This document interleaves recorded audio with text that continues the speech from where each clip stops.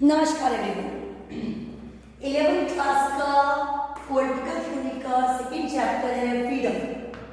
We all are known about the topic कि freedom क्या है।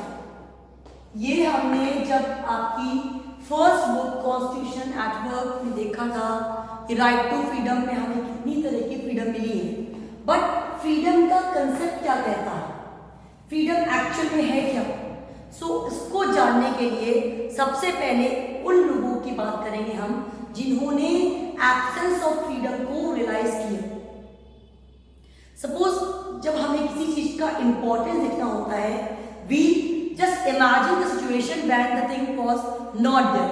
Suppose if we want to know about the importance of water, आपको पानी की प्यास लगी है और आपको पानी नहीं मिलता या कुछ देर बाद मिलता है, उस पर्टिकुलर टाइम में you will come to know about the importance of water.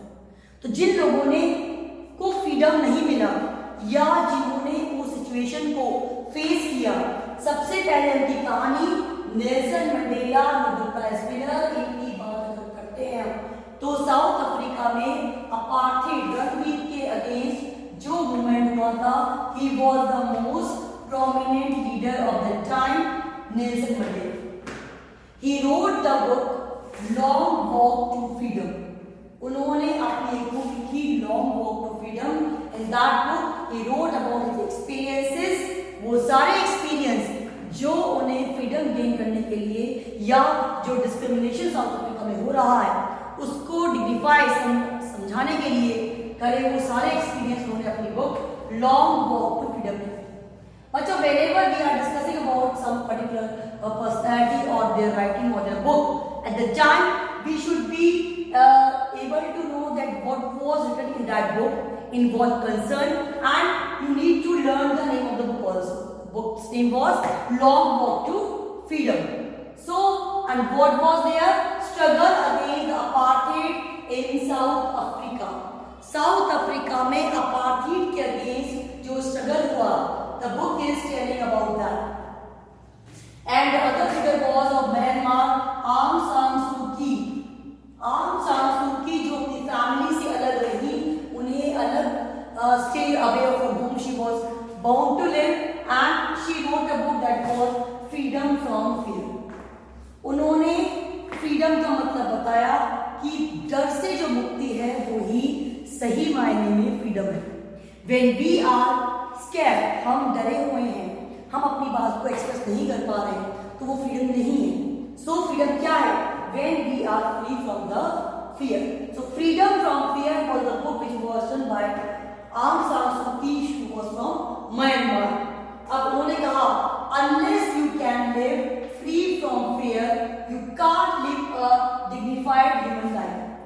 जब तक आप अपने डर से फ्री नहीं होते हैं, you will not be able to live a dignified life. आप एक अच्छा जीवन, dignified जीवन नहीं जी पाएंगे। So this was told by Aung San Suu Kyi and the book was Freedom from Fear. पहली बुक कौन सी थी आपकी? Long Walk to Freedom। किसने लिखी? नेल्सन मंडेला ने।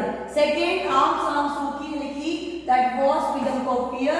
और इन दोनों बुक्स में उन्होंने फ्रीडम के एस्पेक्ट को प्रॉपर्ली एक्सप्लेन करने का एफर्ट किया, and whatever worst experiences they have faced there, उन्होंने उसके बारे में उन बुक्स में लिखा।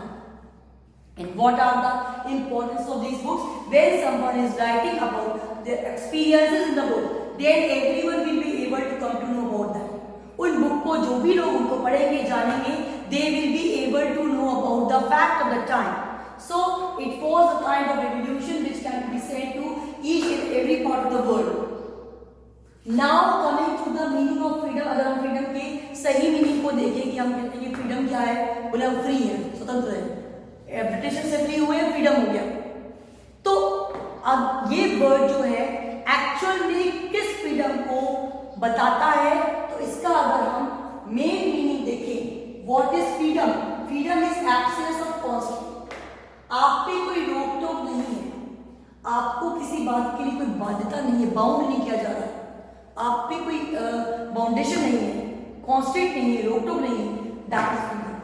You can do whatever you want, but this is a part of the meaning. एक ही पार्ट है मीनिंग का कि आप पे कोई एक्सटर्नल कांस्टेंट नहीं है ऑन द इंडिविजुअल, वो आपकी फ्रीडम है। बट ये अधूरी बात है। अधूरी कैसे है? इसके दो एस्पेक्ट होते हैं। पहला तो है the absence of external constants. इसके अलावा उस एब्सेंस के साथ क्या होना चाहिए? क्या कोई मुझे रोक टोक नहीं रहा, वही मेरी फ्रीडम है? नहीं, इसके साथ मुझे क्या अवेलेबल हो वो बात हम करते हैं existence of conditions in which people can develop talent. ऐसी कंडीशंस, ऐसी अपॉर्चुनिटीज को क्रिएट किया जाए जिसमें लोग अपने टैलेंट को डेवलप कर पाए। So this is existence of the conditions in which people can develop their talent. So एक बात इससे क्लियर हुई कि जो फ्रीडम है वो कांस्टेंट से, एक्सटर्नल कांस्टेंट से फ्री होने के साथ साथ एक ऐसी कंडीशन, एक ऐसी अपॉर्चुनिटी प्रोवाइड करता है in which the person can prove, वो अपने टैलेंट को एग्जिबिट कर पाए। अगर किसी में अपने आप को एक्सप्रेस करने का टैलेंट है, the person should have the right to express themselves. उसे एक्सप्रेस करना आना चाहिए। हम पे ऐसा करने के लिए कोई बाहर से रोकेगा नहीं, रोक सकता, that is different thing. But हम वैसा कर पाए, वो हमें अपॉर्चुनिटी मिले, वो प्लेटफॉर्म मिले, that is the total meaning of freedom. Now relation to the individual society. अब इंडिविजुअल और सोसाइटी के रिलेशन पर भी फ्रीडम डिपेंड करता है। आप क्या कर रहे हैं, उससे सोसाइटी पे क्या असर पड़ रहा है? क्या वो सोसाइटी के लिए हार्मफुल है, या सोसाइटी उससे क्या बेनिफिट गेन करेगी, या आपकी किसी बात से किसी और को क्या असर पड़ रहा है? तो इन रिलेशंस पे भी फ्रीडम जो है वो डिपेंड करता है। ऐसा नहीं है कि if I am using my freedom so I can take the freedom of others. मेरे किसी भी एक्ट से किसी और पर्टिकुलर पर्सन की फ्रीडम के लिए कोई क्वेश्चन मार्क नहीं होना चाहिए। This is the relation and which feature that society allow to individual to freedom choose और डिसाइड। अब सोसाइटी आपको बताएगी क्या आप कर सकते हैं। आप अपने विचारों को एक्सप्रेस कर सकते हैं, but the things are adverse. आप अगर अपने नेगेटिव थॉट्स बता रहे हैं, in that case things will be scattered. वो चीजें एक प्रॉपर कंट्री के लिए नहीं हो पाएंगी। जो चीज, the things which are not good for society, you will not be free to do that. जिससे सोसाइटी को कोई हार्म हो, if you are doing any anti social activity, there should be some strain, उस पर कुछ रोक होनी चाहिए। सो इस तरह के जो हम मीनिंग को देखते हैं उसमें हम ये देखते हैं कि सोसाइटी जो होती है उसके फेवर में जो चीज है, जो सबके फेवर में चीज है, we will be allowed to do that. So we can not use the freedom like we whatever we want we are doing, whether it's good for others और not. No, we should do the things in the favour of society and this is called actual freedom. Now coming to freedom की बात करते हैं तो आपके यहाँ एक source दिया है, एक ब्लॉक है, that is about Swaraj. We demanded Swaraj from the Britishers and what is Swaraj? Self rule, स्व प्लस राज, हमारा हम पर राज। We should be free to rule over ourselves, that is called Swaraj, self rule. So if we recall the name of the person who was a famous politician also, that was Bal Gangadhar Tilak. He said Swaraj is my birthright and I need to take it. मैं इसको लेकर ही रहूंगा, स्वराज मेरा जन्मसिद्ध अधिकार है, then I've taken birth somewhere in my country, so it is my right to rule according to me. So it was in there, and one book was of Gandhi ji, that was Hind Swaraj. Hind Swaraj में गांधी क्या लिखते हैं? When we learn to rule ourselves। Swaraj क्या है? जब हम अपने आप को रूल करना सीखते हैं। So we are free, but we are having control on ourselves। हम अपने आप को रूल करें, अपने आप को गाइड करें, that is स्वराज। और अगर हम इसकी मोर चीजों को देखते हैं, तो it is more than freedom. Freedom में you are free to do the things according to whatever you want, constraint will not be there, but in Swaraj you need to rule yourself। आपको अपने लिए, अपने grooming के लिए work करना है, for your self respect, for your self responsibility and for self-realization. So when we are working on us, I think you have heard the name of meditation. Meditation we are doing for us or for our inner soul. तो जब हम अपने self respect के लिए, self responsibility के लिए work करते हैं, सेल्फ रिलेशन के लिए वर्क करते हैं, that is more than freedom. वो फ्रीडम से भी ज्यादा है. A step ahead from the freedom. So the Swaraj is more than the freedom, that is self-respect, self-responsibilities and self-realization. That is Swaraj. So in this particular topic we have seen the broad meaning of freedom. Freedom क्या है? हमने दो चीजें देखी. Nelson Mandela जिन्होंने book लिखी long walk to freedom. The book was about the struggle against apartheid in South Africa. Next is Aung San Suu Kyi, she was from Myanmar. The book was freedom from fear. क्या कहती है वो? कि if you are not free from fear you can not live a dignified life. अगर आप fear से, डर से फ्री नहीं है तो आप डिग्निफाइड लाइफ को नहीं जी पाएंगे. You will be in first. Then हमने फ्रीडम का मीनिंग देखा. दो मीनिंग है. एब्सेंस ऑफ कॉन्स्ट्रेंट्स, आपके पर कोई रोक टोक नहीं हो, वो फ्रीडम है. बट इसके दो एस्पेक्ट हैं. रोक टोक तो ना हो, पर साथ में आपको वो अपॉर्चुनिटी मिले, वो प्लेटफॉर्म मिले, वो जगह मिले जहां आप अपने आप को डेवलप कर पाए, अपने टैलेंट को ग्रूम कर पाए. That is called the real freedom. Then we studied the relation of individual society. Individual और society के relation पर freedom depend करता है. How? When society allows us to do some work which is in favor of all, only in that case we can do the work freely. वही करना चाहिए. The things which are not in the welfare of society we should not do that. ये चीज. इसके अलावा हम देखा स्वराज का क्या मतलब है. सेल्फ रूल, अपने आप रूल करना. Swaraj is my birth right, I need to take it back. And ये इन्होंने कहा था बाल गंगाधर तिलक ने. और हिंद स्वराज में गांधी जी ने कहा कि when we learn to rule ourselves that is the liberty.